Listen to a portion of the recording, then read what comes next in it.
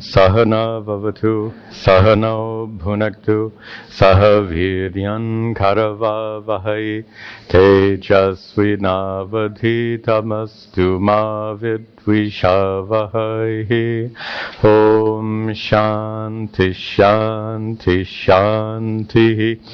Narayanam namaskritya naram chaiva narottamam devim saraswatim chaiva tato jayamudirayeta. Good. Welcome back. Before we proceed with the text, I'd like to return to this issue of fate, because I got a very nice email with a lot of good questions, and I can see that I haven't done an adequate job of establishing what I've been teaching, and that is that what affects your life is your efforts now in this life and the result of actions from past lives, which means karma. What determines the nature of your life is karma, the karmas you do now, and the karmas you've done in past lives. This leads to the current issue, the issue that we've been debating, and Yuddhishthira and Draupadi are debating in our current verses. And the issue is, where does fate fit into that picture? And we have to go into that in some more detail. So far, I've given you the very traditional understanding, according to the teachings of Vedanta, how we understand. And that river example really, I think, is the easiest way to understand that the outcome of every situation is a result of two factors. One is the factor that you control, the actions you commit here and now, and the other is the factor that you don't control. The factor that you don't control is the results of past karmas that are fructifying in your life today. Let me try to give some clarity to this.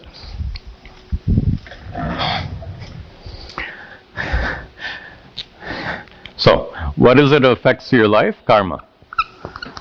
But karmas can be the present karmas. So we've used the word prayatna to describe that.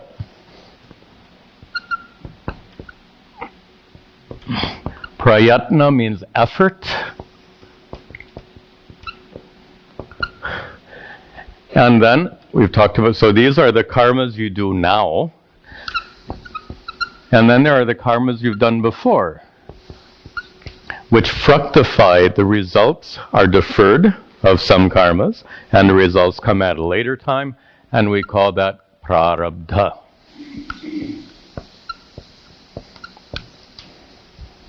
Prarabdha karma. And then we gave that river example. Remember, and I'll just draw it very quickly here.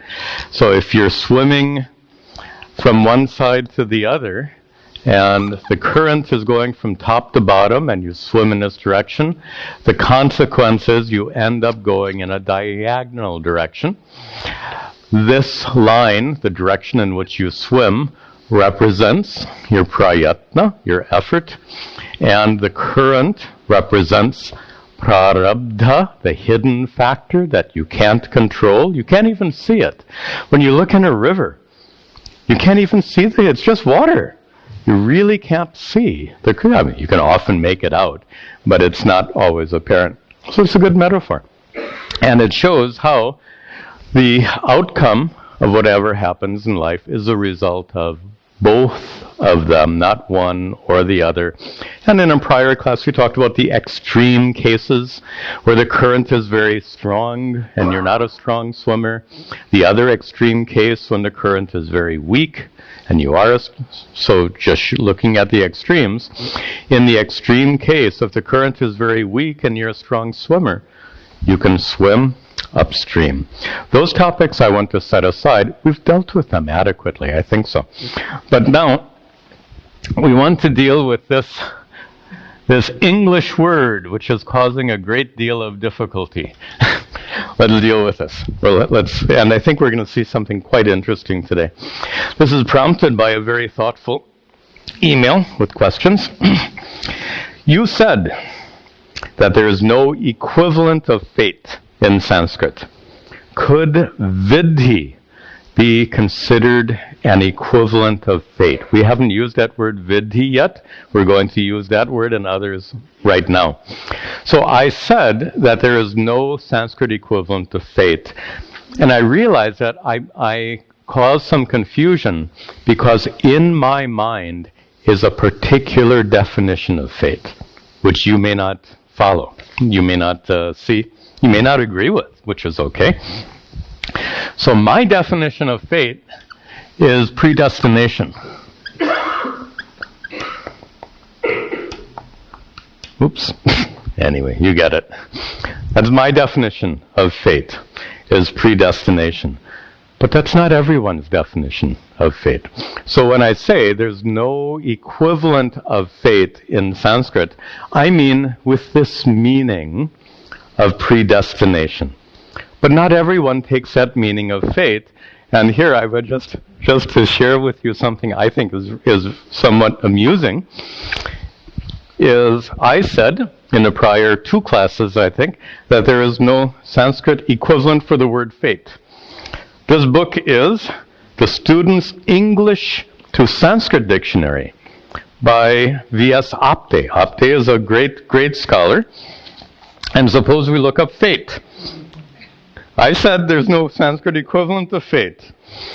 What does Professor Apte say? He says fate, daivam, bhagyam, dishtam, adrishtam, karma, niyati, vidhi, kritantam, kalaha, and a few others I skipped. So who's right? He's got a whole list of words for fate. Well, I think it is worth some time going through this because it's a matter of great confusion. So let's look at each of these words for fate, and I want to show you that they don't mean predestination. That's my point. If we define fate as predestination, they don't mean that. If you call fate what happens, fine. Fate. If that's your definition of fate, fate is where you end up. Absolutely. If that's your definition of fate, fate is what happens. Fate is where you end up. I agree with that definition altogether. But maybe I've been causing confusion by using fate with a very restricted meaning.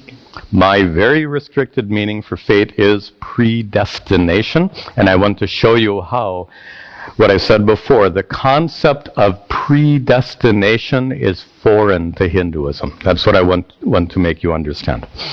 And can I just put up his list of words?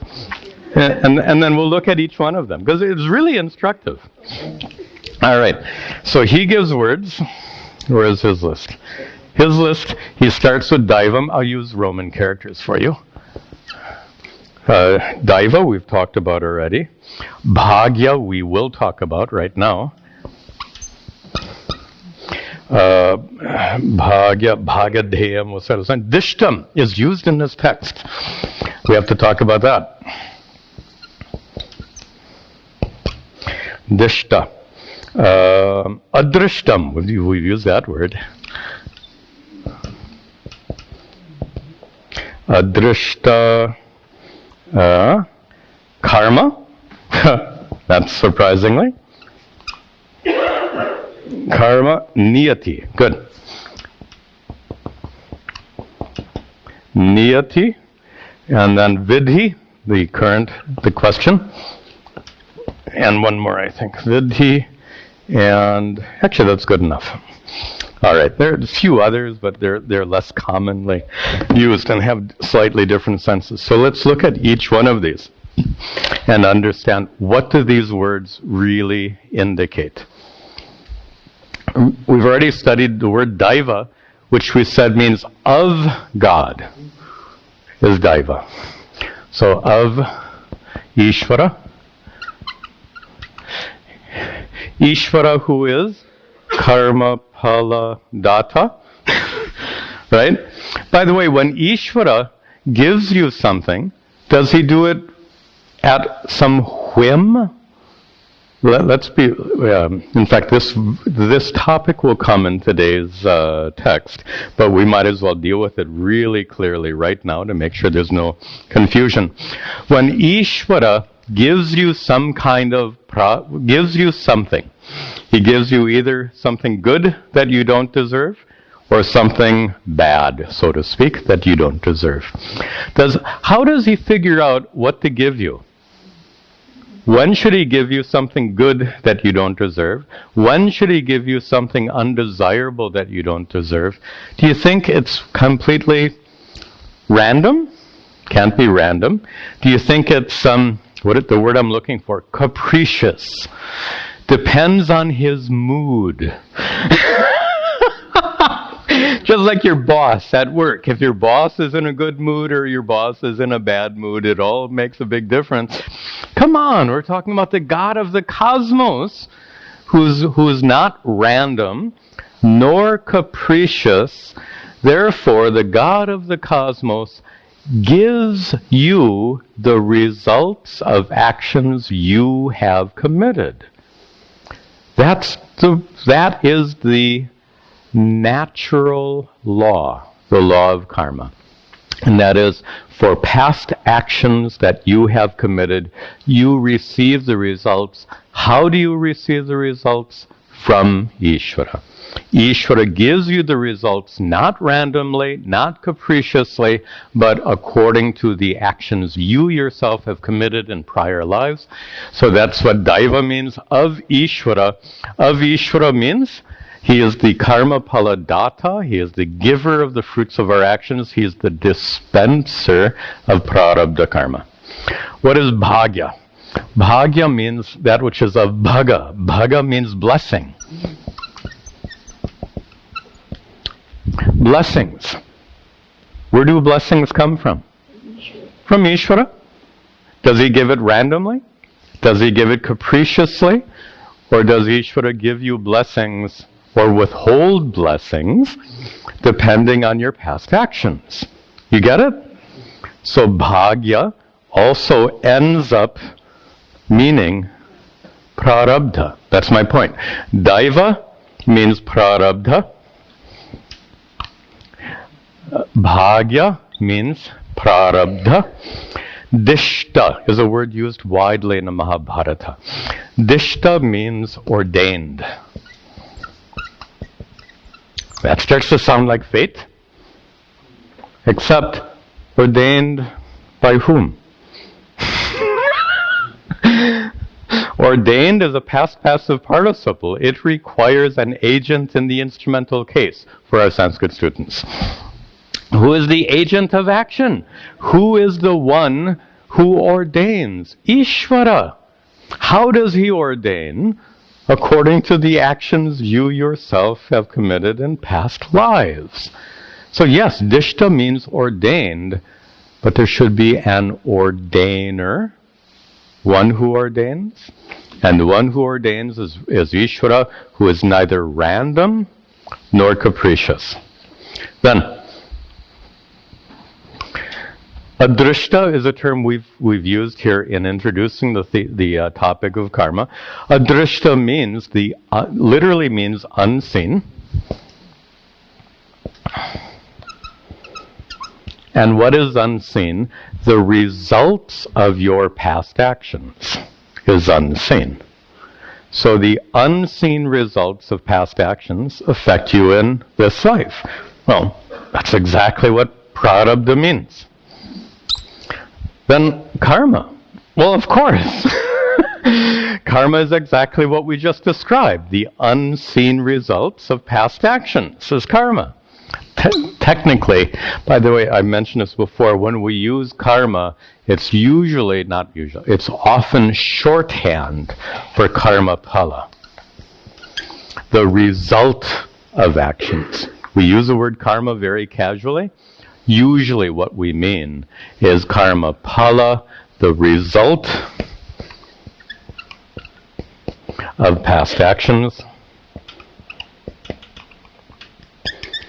Clearly, that is prarabdha. Then, niyati. Niyati means order. Order, not in the sense of I order you to do this, but order, excuse me, order in the sense of natural order, the order of the universe, the natural order, we'll call it that.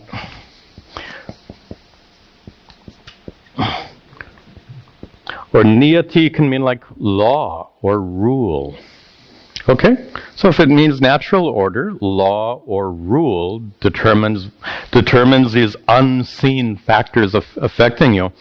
Who designed that order? If there's a rule, who made up the rule? Who defined the rule? Who oversees the enforcement of that rule? So don't we end up to Ishvara once again? If niyati means law or order, there's someone who established that order, and there's someone who dispenses that order. And that definitely is Ishvara. So once again, that order being dispensed by Ishvara cannot be called predestination, but must be due to Ishvara. And the final one, vidhi. Vidhi means that which is ordained.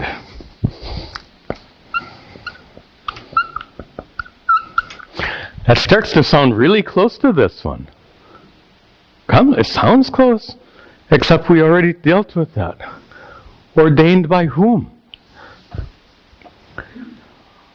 So vidhi does indeed mean ordained. That's the literal meaning of vidhi, that which is ordained. But then we have to say ordained by whom? We put Ishvara back into the formula. The moment we put Ishvara back into the formula, we recognize Ishvara is neither random nor capricious in what he does.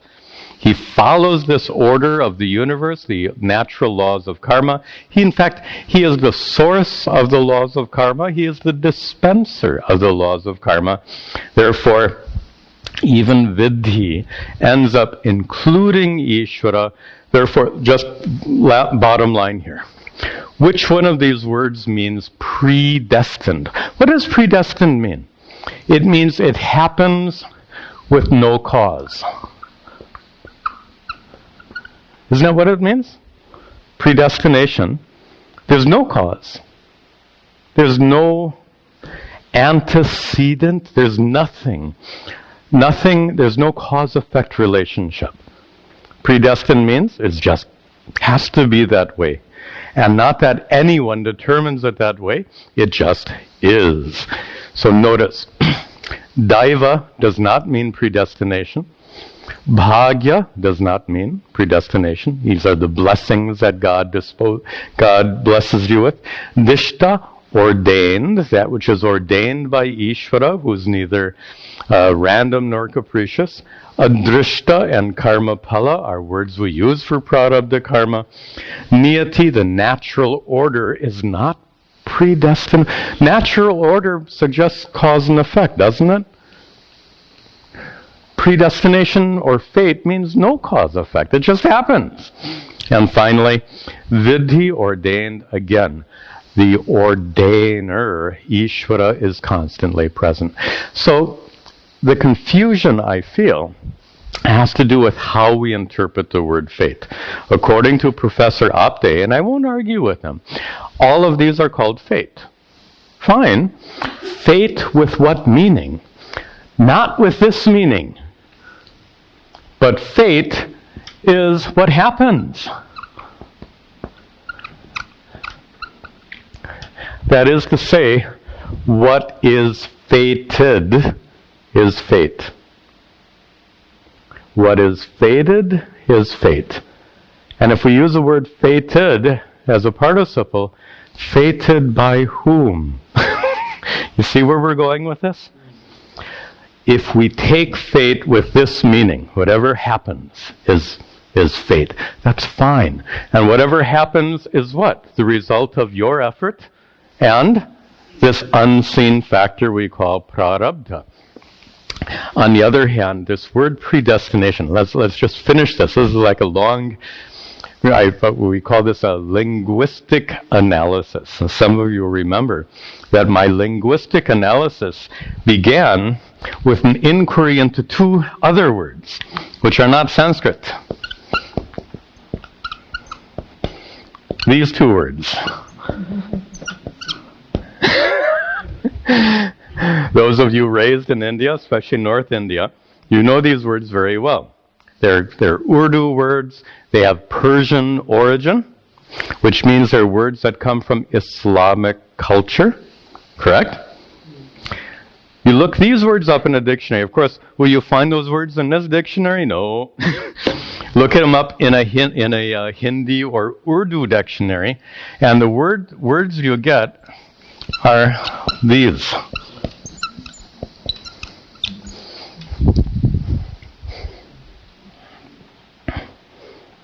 That's what nasib and kismat mean in Urdu. Luck. Good luck and bad, and in English, how often we use that expression? Luck. Okay. So I have good luck. What does that mean? Is there a goddess of luck bestowing good fortune upon me? Is there a goddess of bad luck bestowing undesirable things? When we use the word luck in English, you say, how did it happen? I was lucky. What in English, what does that mean? When I say I was lucky, why did that? Why did you win the lottery? Of all people, of all people, how could you win the lottery? And what you say is, I don't know. I was lucky. Look at that expression. I don't know. I guess I was lucky. Guess what? The word luck in English is a euphemism for I don't know. Right? When you say I was lucky or unlucky, aren't you like admitting I have no idea why this happened? That's what the word luck means. Good fortune and bad fortune similarly means we have no idea why they came. And for all we know, there is no reason. Therefore, this is my bottom line. These words luck and fortune are uncaused. Good luck and good fortune are uncaused. Bad luck and bad fortune are uncaused. If they're uncaused, it means it's predestined. That which is uncaused and not predestined is not the meaning of any of these words we use in Sanskrit, but is definitely the meaning of these two words of Persian Islamic origin.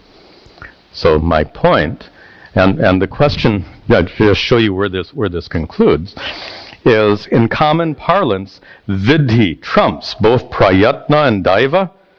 Why is vidhi so entrenched in Hindu culture? It's misunderstood. It's misunderstood. All of these are misunderstood. First of all, it's a problem of language. I really think so. All of these can be translated as fate. No problem. But then, which fate? And then if we take it incorrectly as that uncaused fate, the predestined fate, we've made a huge blunder. But if we say they are fate, but fate is what happens, fate is caused by Ishvara, then that brings us right back on board with what Vedanta teaches. There is no spurious third factor affecting us. And the last part of his question is, What about the expression, Brahma writes on your forehead your destiny? Right? All right. Brahmaji, Ishvara, is writing on your forehead your destiny. I don't know, I can't see it on any of you, but that's what they say. So if Brahmaji writes on your forehead destiny, is he going to write randomly? Is he going to write capriciously?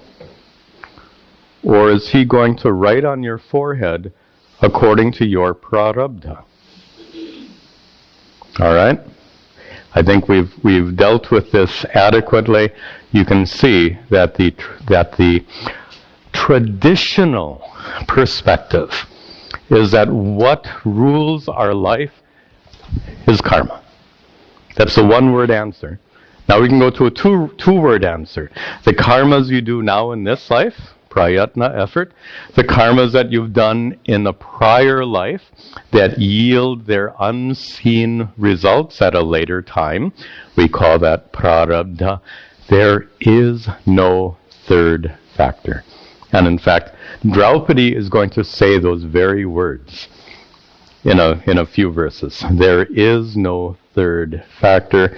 So all of these words can be considered as ways of expressing prarabdha karma. Again, prarabdha karma which is dispensed by Ishvara, the karma pala data. We're going to see that in just a moment. And finally, none of these have exactly the same meaning as the words kismat and nasib, which literally translate as luck. And even in English, we use the word luck to describe that which has no reason at all. And that is a concept foreign to Hinduism. If it has no reason, doesn't that kick Ishvara out of the equation? If there's no reason, it means not even Ishvara is in control. And that's absolutely contrary to our understanding of who is Ishvara, the God of the cosmos. Okay, this took a little time, but I thought it was important enough that we go through it quite thoroughly. Plenty thorough. Okay, let's return to our text and where we left off. Chapter 32, we just began. Okay, so in chapter 31, Draupadi was complaining. Remember that? And she had valid reason to complain. Yuddhishthira made a mess of things, as we understand. And she observes, and just to make the connection to the prior class so we can pick up the thread here, Draupadi observed that Yuddhishthira lived a pious life and he ends up exiled to the forest. Duryodhana lived a really devious, crooked, adharmic life, and he ends up living in a palace. And Draupadi says, how can this be fair? So according to Yudhishthira's prayatna was to do all pious things. Duryodhana's prayatna was to do all wrong things. And so she gets very angry. Look what happened. Duryodhana has all the blessings. We're here living on roots and bark. And so she complains. Of course, she is not at this point acknowledging the effect of prarabdha karma. And she's going to admit, I don't think we'll see it in today's class, but in another class, next class I think, we'll see her admit that she was overwhelmed by anger. And being overwhelmed by anger, she wasn't thinking clearly. She'll admit. We'll see that in a few minutes later. So after she has said that there, according to Draupadi, Ishvara is like the puppet master, kind of yanking us around. Here again, let's come one last time. We come back to this. If Ishvara is some kind of puppet master, is not. As I said, he's not a micromanager. But if you want to understand Ishvara as some kind of pulling the strings, making us do everything, once again, is the puppet master acting randomly? Is the puppet master acting capriciously? Or is the puppet master acting according to the laws of karma, which he himself created and he himself administers? You get the idea? Okay, enough said. Anyway, Draupadi seems to be rejecting all of this and saying that in fact, she actually insinuated, I don't want to go back to all of this, she insinuated that Ishvara is like your boss in a bad mood. And that's why they're in such a mess. Like your boss in a bad mood is making your life miserable. So she said, look, Ishvara is making us miserable. She said, if Ishvara is doing this, just to paraphrase the past verse, if Ishvara is being unfair, what is unfair? That the pious Yuddhishthira should be banished to the forest, and the evil, if I can use that word, the evil Duryodhana is living it up in the palace. Draupadi calls that unfair, again, ignoring prarabdha for the time being. It's not unfair. But if you ignore prarabdha, it sure looks unfair. And then she accuses Ishvara. She said, if Ishvara is acting unfairly, to be unfair is adharmic, it's a sin. So she says, Ishvara must be a sinner. We saw that in the last class. And Yudhishthira's response, so that was the prior chapter. We just saw the opening of the next chapter in the end of our last class. And Yudhishthira's response is, how can you call Ishvara a sinner? And he says, Nastikyam tu prabhashase. Prabhashase. What you are saying is Nastikyam. Nastikyam means that which comes from a Nastika. And please remember our Vedantic meaning of Nastika. Nastika means someone who says na asti, it is not. Someone who says na asti, it is not, it doesn't exist, that person is a Nastika. And it's often thought to mean someone who says God does not exist is a Nastika. Which is, I guess, in modern usage, and especially when Gnostic comes into Hindi, it has that meaning of atheist. Yes, I understand. I know a little bit of Hindi. When Gnostic comes into Hindi, it does mean atheist. We're not... Is this Hindi? This is not Hindi. This is Sanskrit. Is Mahabharata a modern Hindi text or an ancient Sanskrit text? Which means we have to get the proper Sanskrit meaning of the word Nastika, which is not atheist, but rather one who rejects the scriptures. That's our meaning. So you have to set aside your Hindi meaning and go for the correct ancient meaning. A Nastika is one who rejects the Vedas. We said before that from that perspective, the Christians would be... Christians believe in God, but we would call them Gnostikas. Why? They don't accept the Vedas. Buddhists, we would call them Gnostikas. In spite of the fact that Tibetan Buddhists pray to a gazillion gods, just like Hindus do, we still call them Gnostikas because they don't accept the Vedas. This is our definition of Gnostika. So, when Draupadi says that Ishvara is like a boss in a bad mood, and he says if he's acting unfairly, Ishvara is committing sin. Ishvara is a sinner, and in response, Yudhishthira says, you are talking like a Nastika, means you are talking like someone who rejects our scriptures. You get it? That's where we left off in the last class. Now we continue. Yudhishthira continues.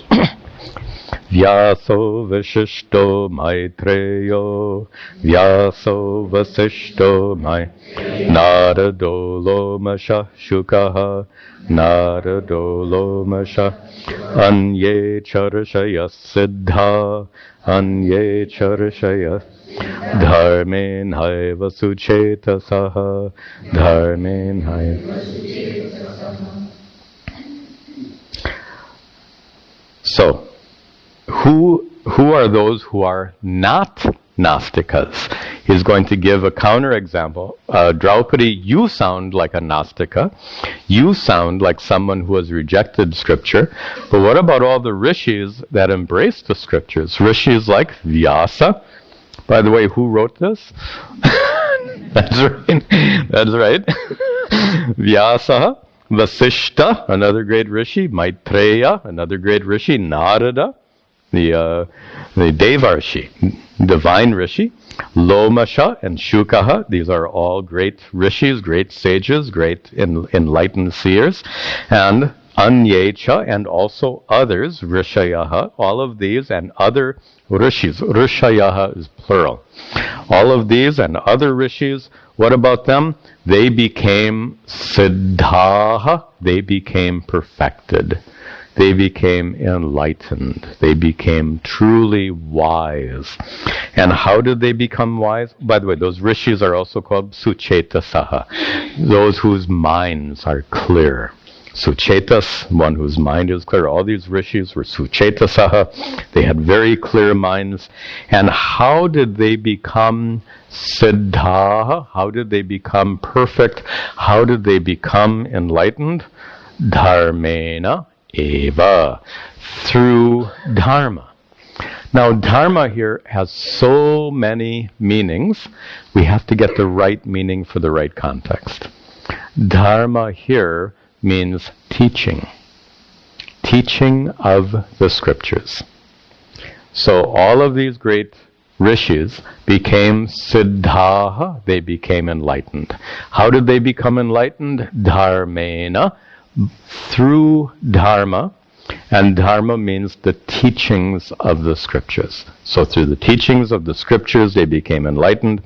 Why is Yuddhishthira telling Draupadi this? It sounds like Draupadi has rejected the scriptures. When she calls Ishvara a sinner, it sounds like she has rejected the scriptures. So Yuddhishthira says, hey, wait a minute. Don't throw out the scriptures. All of these great rishis became enlightened with the help of those scriptures. Therefore, ato narhasi kalyani, ato narhasi kalyani, dhataram dharmameva cha, dhataram dharma, rajo mudhena manasa, rajo mudhe, ksheptum shankitum eva cha, ksheptum shankitum eva cha. Ataha, therefore, O Draupadi, Kalyani, auspicious one. Yuddhishthira addresses Draupadi as Kalyani, O auspicious one. Na arhasi, you should not, and then you have to look at the bottom line. You should not ksheptum, reject. Shankitum eva cha, or you should not doubt. Ksheptum, to reject. Shankitum, to doubt. You should not reject or doubt what? Go back up to the second line. Dharmam. How did we just define dharma? Teachings of the scriptures. You should not reject or doubt the teachings of the scriptures. Dhataram cha, or the dhata, Vidhata, Ishvara. That word, by the way, dhata or vidhata, is the one who ordains, right? Ishvara, the one who ordains. That which is ordained is not random, it's not capricious, it's ordained by Ishvara, the dhata. So you should not reject or doubt dhataram, Ishvara, dharmam cha, or the teachings of the scriptures. And why would she reject the scriptures or Ishvara? Rajo mudhena manasa. Manasa, with a mind. Rajo mudhena, deluded by impurity. Rajas. O Draupadi, your mind seems to be colored with impurity. You don't seem to be thinking clearly. By the way, as I said, she's going to admit it herself that she's not thinking clearly. But we'll come to that. But Yuddhishthira picks up on it. You've all seen that, right? Especially with close friends and family members. You see when your close friend or family member is really agitated, how they start talking somewhat irrationally. And that's exactly what Yuddhishthira is observing in Draupadi. So therefore he says, "O Draupadi, all the great rishis accepted the scriptures and they were enlightened by it. You should not reject or doubt the scriptures or Ishvara." And then he continues, "Arsham pramanam utkramya arsham pramanamu dharmana paripalayan dharmana sarva shastrati go mudha sarva shastrati go mudha sham janmasuna vindati sham janmasuna vindati." Look at the third line. Sarva shastra atigaha mudaha. Mudaha, someone who's deluded, often translated as fool, a foolish person, a deluded person. A foolish person is a nice translation. A foolish person is sarva shastra atigaha.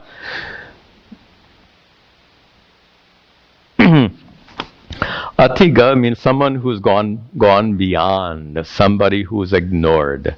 Ignored what? Sarva Shastra, all the scriptures. So a mudha, a fool, is one who has rejected all the scriptures. And what about that fool? Look at the next line. Sham janmasuna vindati. That mudha, that fool who has rejected all the scriptures, na vindati, does not find sham, peace, contentment.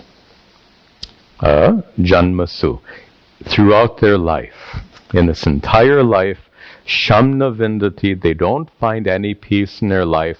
Why? Because of being foolish, they have rejected the scripture. Now it's legitimate to ask, well, wait a minute. Are you saying that someone who rejects the scriptures is necessarily going to be miserable? What is the connection? Why? Well, that's what the first half of the verse says. Why should one that rejects the scripture become miserable in life? Where do we learn dharma from? How to live a good life. Where do we learn? Now where do we learn? You might say, Swamiji, I learned from my parents. Okay. You learned dharma from your parents. Where did they learn it from? Swamiji, they learned it from their parents. Fine. But, you can go back on it generation after generation, but sooner or later you have to say it comes from the Shastra, it comes from these scriptures. So the dharma, the teachings of the scriptures that tell us how to live a good life, how is it defined? A life pursuing dharma, artha, kama, and moksha, the four purusharthas. Huge topic, we don't want to get into it. But to live a good life, we need proper guidance, isn't it? Makes sense. So the fools, mudaha, who have ignored the scriptures, ignored the proper guidance, therefore sham na janmasu vindati, they will not find any peace in life. Why? Arsham pramanam utkramya, going beyond ignoring. Ignoring what? Arsham pramanam, the teachings of our elders. Arsham pramanam, the authority figures that have gone before, the religious and spiritual authority figures whose teachings comprise our scriptures. So ignoring the teachings of our elders, our spiritual authority figures, whose teachings are in our scriptures, dharman aparipalayan, they don't follow dharma. And again, dharma in our meaning, the teachings of the scriptures. They fail to follow the teachings of the scriptures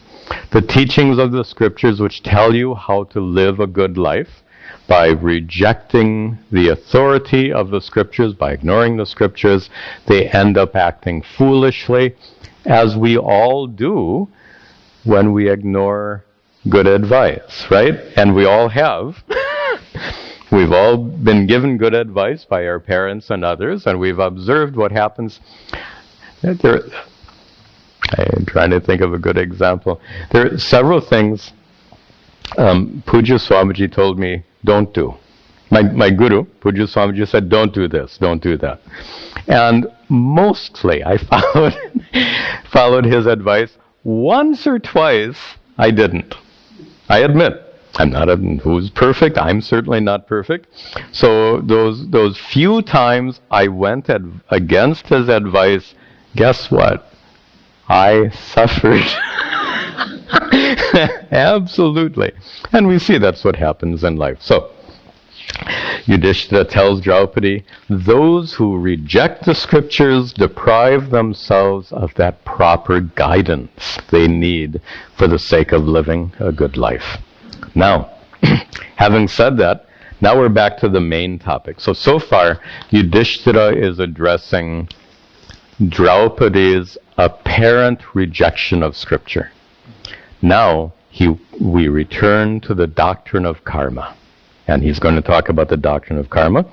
Yuddhishthira says, Paladam tviha vijñāya, Paladam tviha dhātāram Shreyasi dhruve, dhātāram Shreyasi, dharmam te hyacharan Krishne, dharmam te hyacharan, tadhi dharma sanatanam, tadhi dharma sanatanam. So remember, Draupadi said Ishvara is like your boss in a bad mood, and he's just being unfair. In fact, acting sinfully and being unfair. And here, Yuddhishthira addresses the misconceptions illustrated by that statement. To say Ishvara, like a boss in a bad mood, can behave unfairly, that statement has so many wrong conceptions. And Yuddhishthira now begins to address those wrong conceptions. He says, that tviha is tu iha. Iha, now, tu, on the other hand means he's switching topics here. What is a new topic? Karma. So now, on the other hand, vijñāya, one who has understood. Understanding whom? Dhātāram. Dhātāram is the one who ordains. Who is that? Ishvara. So, dhātāram vijñāya, understanding the one who ordains all, understanding Ishvara, understanding the God of the cosmos. How? As Paladam, the giver of Pala. Paladam means Paladata. Karma, Pala, Data, the giver of the fruits of action. So here is Yuddhishthira giving you in very simple, clear language what we've been talking about here for several weeks now. And that is, Ishvara is the karma paladata. Instead of paladata, he simply says paladam. The da affix has exactly the same meaning, giver. So, Vijñāya, having understood Ishvara, the God of the cosmos, not as one who's random, not as one who's capricious, right, your boss in a bad mood, but understanding Ishvara as Paladam, the giver of the fruits of your own actions that you have committed previously. Which means Ishvara acting in accordance with the laws of karma. One who understands this Shreyasi dhruve, in the pursuit of the highest goal of life, dharmam te acharan. Te, those who have understood Ishvara properly as the karma paladata, as the giver of fruits of action, Ishvara, who is neither random nor capricious in what he does in terms of giving you karma pala, Shreyasi dhruve, in the pursuit of the highest goal of life, te, those people, dharmam acharan, following the scriptures. Here, dharma means scriptures. They follow dharma is my translation. Dharma here means the teachings of the scriptures. Te dharmam acharan. They follow the teachings of the scriptures which tell them that Ishvara is karma pala data. So there's no way of misunderstanding Yuddhishthira's words here, right? Ishvara doesn't act randomly. Ishvara doesn't act capriciously, which is what her Draupadi's contention. She said that he acts unfairly, like a sinner. And he rejects it, and he says, no, those who follow the scriptures, they properly understand that the God of the cosmos is not capricious, is not random, but rather is paladam, karma pala data, the one who gives you the fruits, the results of the actions you yourself have committed priorly. Tat hi, that indeed, dharma sanatanam. Sanatana dharma, you've heard that expression? In the term sanatana dharma, what does the word dharma mean? Teachings of the scriptures, right? Sanatana dharma, the word dharma there certainly doesn't mean righteousness, nor does it mean duty. What is our context? The contextual meaning is dharma means the teachings of our scriptures. Tat hi dharma sanatanam, that indeed is the teaching of our scriptures. What is that? Ishvara, the God of the cosmos, is not random nor capricious, but is karma pala data, gives you the fruits of your actions that you yourself have committed. Of course, that leads to the question which is going to be addressed in the next verse. So if Ishvara is giving me the results of actions I've done in the past, how can I figure out when he's going to give me the result of a good action and when he's going to give me the result of a bad action? How can I figure it out? Can you ask him? O Ishvara, O God of the cosmos, please tell me. That's not likely. Some people, and I think this is really misguided, some people will consult an astrologer.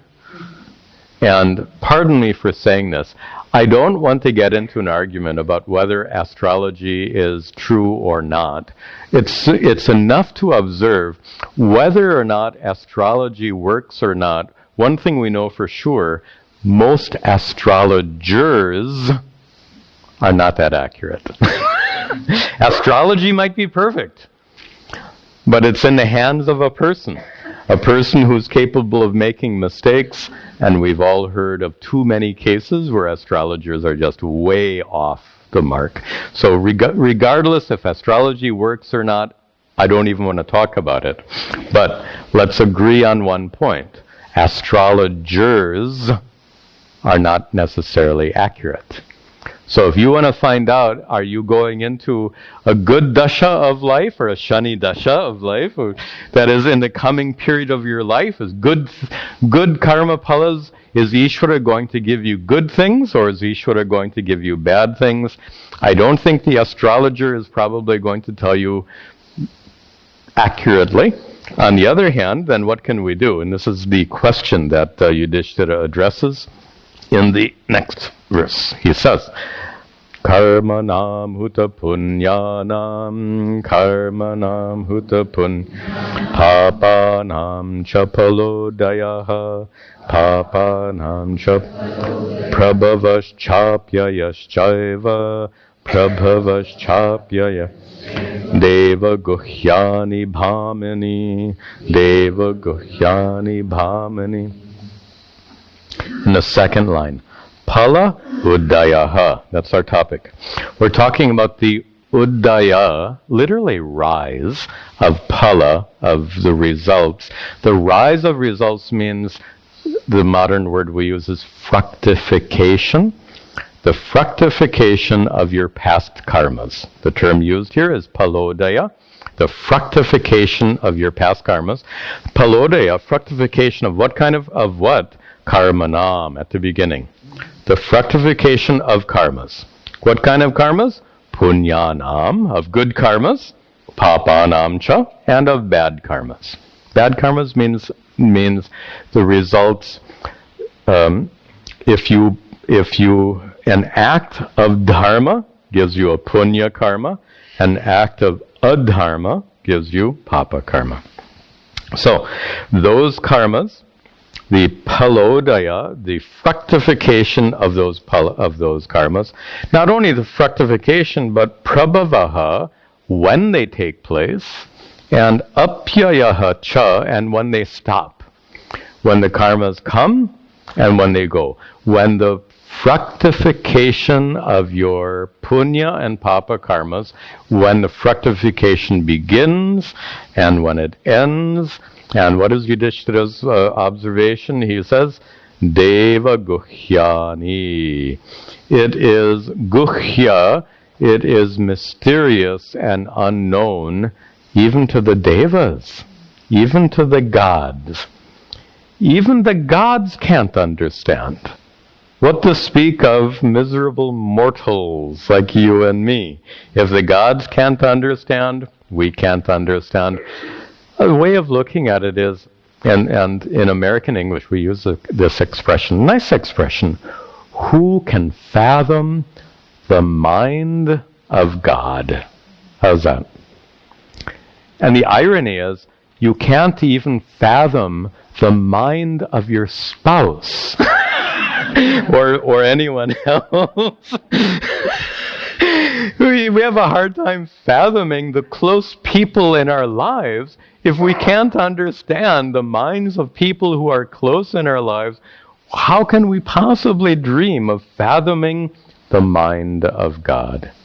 Therefore, Yuddhishthira observes that the fructification of our karmas is Deva Guhyani. The fructifications are unknown and mysterious even to the gods, what to speak of mortals like us.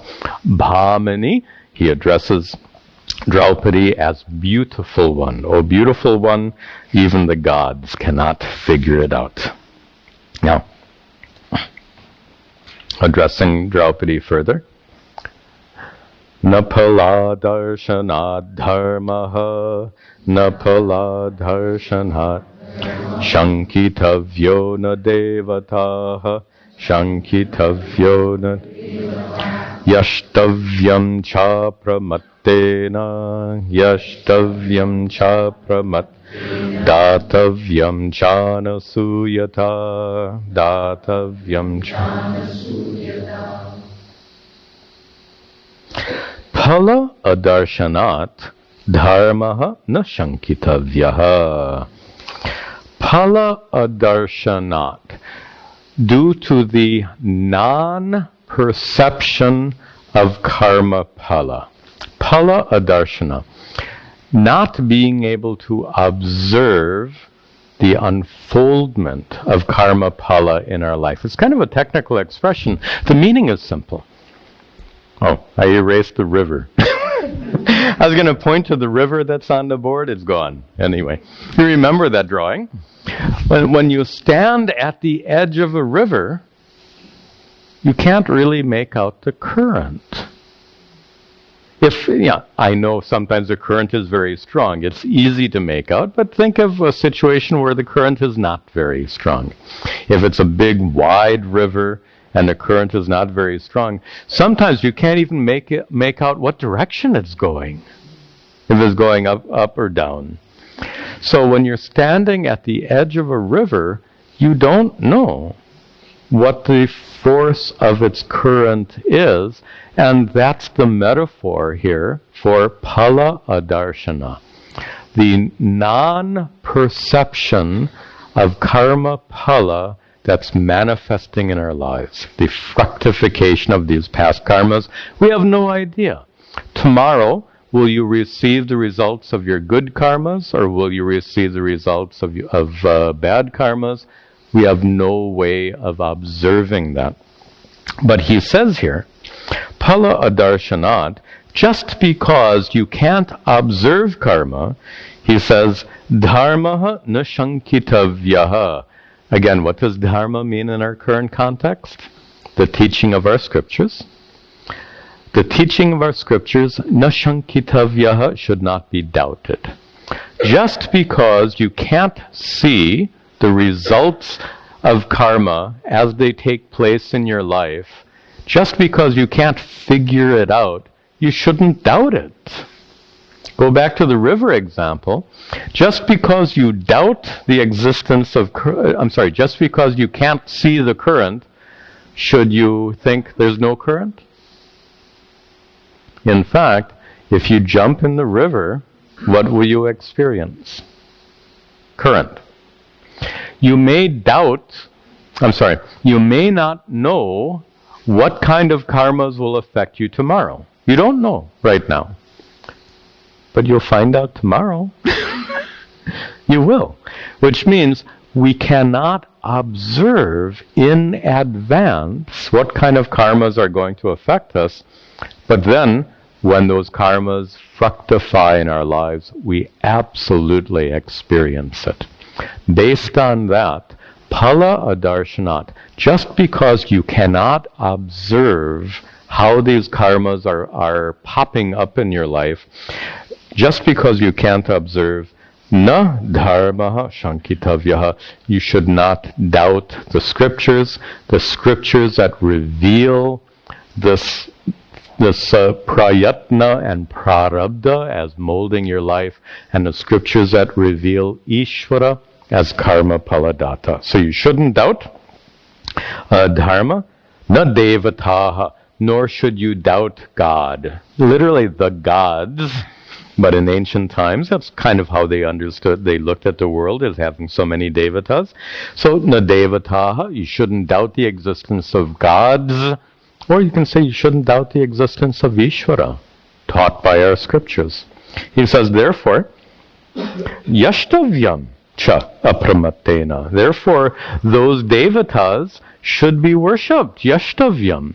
Just because you can't see the gods, does it mean you should ignore them? Or let me set gods apart and substitute Ishvara. Just because you can't see Ishvara, you should ignore. You should not worship. I can't see. So, and there are some people who make that argument, right? Why should I worship a God I can't see? Common argument. That which I can't see, how do I know it exists? I think it doesn't exist. Okay. Have you ever seen compassion? You've seen acts of compassion. I'm not talking about acts of compassion. Just compassion, goodness, kindness. Have you seen?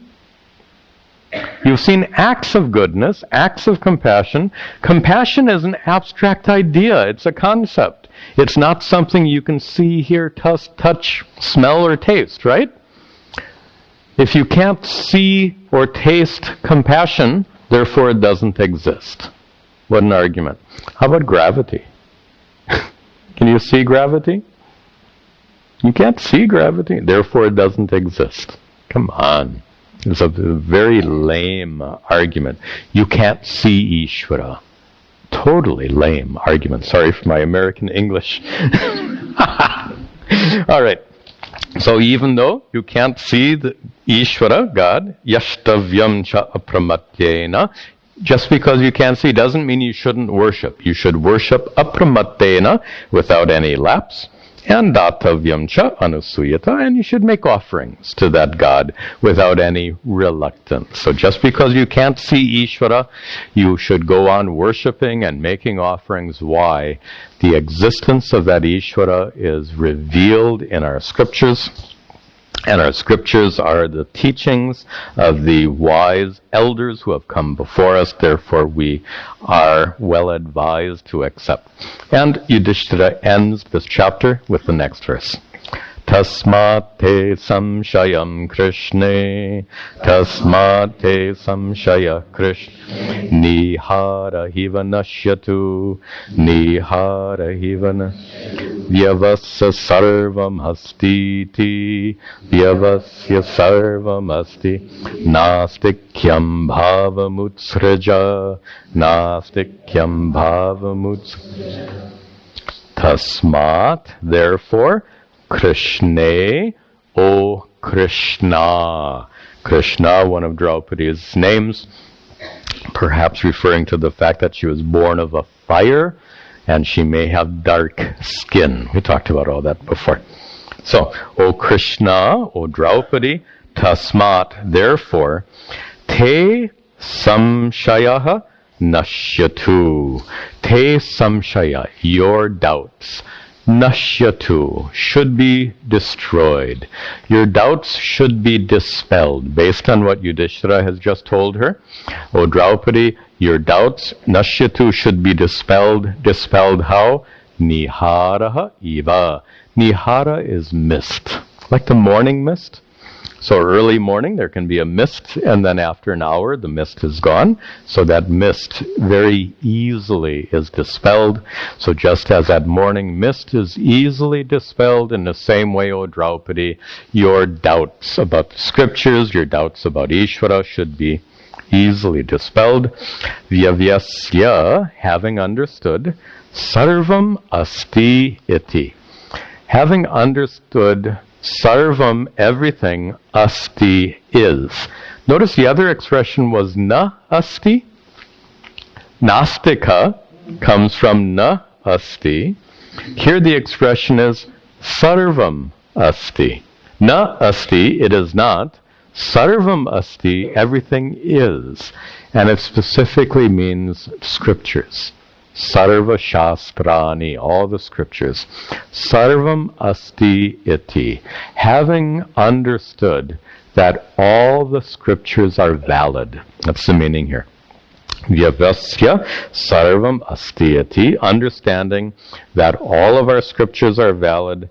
Therefore, nastikyam bhavam, this bhava, this feeling or conclusion of nastikyam, of being a nastika.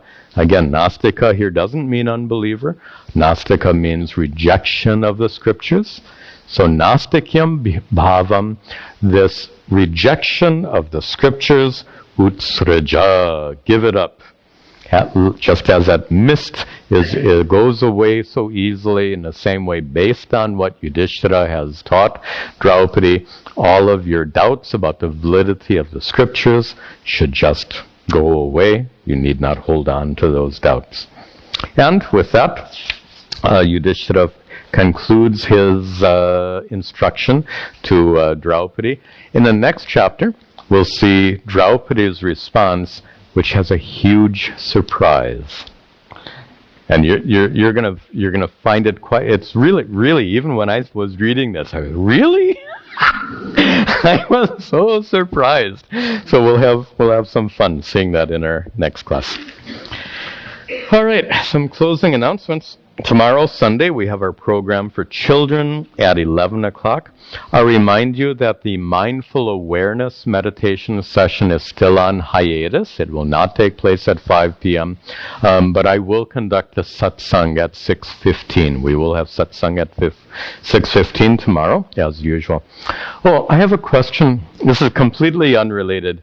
Something you might be able to help with. We are considering a public service project under the auspices of AIM for Seva, the program set up by Puja Swami Tadatmananda, and we're considering doing a project in Uttarakhand. And here's my request to you. If you have a good friend or relative someplace in Uttarakhand, pretty big place, but if you know of someone who might be willing to work with us and help us with a charitable project, would you please put me in contact with that person? So someone who lives in Uttarakhand, someone that you think is trustworthy, someone that you think might be willing to work with us, assist us in a charitable project there. So if you know of anyone, please let me know. Library will be open after class. We'll conclude with our prayers.